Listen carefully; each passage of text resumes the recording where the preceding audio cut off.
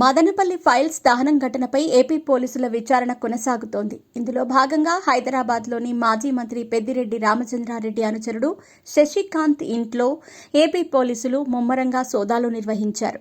ఈ తనిఖీల్లో కీలక ఫైల్స్ స్వాధీనం చేసుకున్నారు పోలీసులు.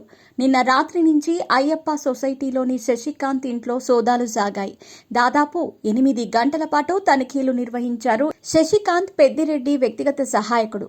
అయ్యప్ప సొసైటీలోని R&R రెసిడెన్సీ ప్లాట్ నెంబర్ 501లోని శశికాంత్ ఇంట్లో సోదాలు చేశారు.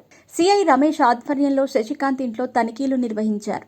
ఏపీకి చెందిన మాజీ ఎమ్మెల్యే ఇంట్లో శశికాంత్ నివాసం ఉంటున్నాడు. రైడ్ సమయంలో శశికాంత్ ఇంట్లో లేకపోవడంతో మాజీ ఎమ్మెల్యేను పిలిచి తనిఖీలు చేశారు ఏపీ పోలీసులు. దాదాపు 8 గంటల పాటు సోదాలు నిర్వహించారు.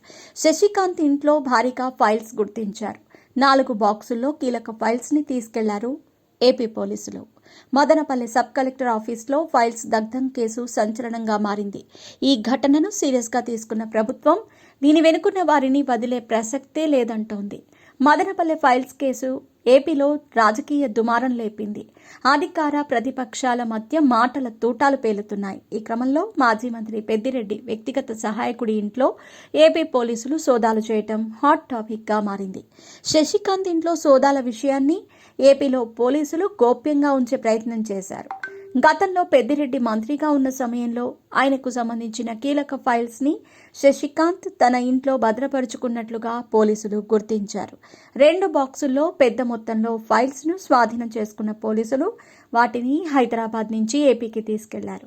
శశికాంత్ అందుబాటులో లేకపోవడంతో అతడి కుటుంబ సభ్యులను ఆరా తీశారు పోలీసులు.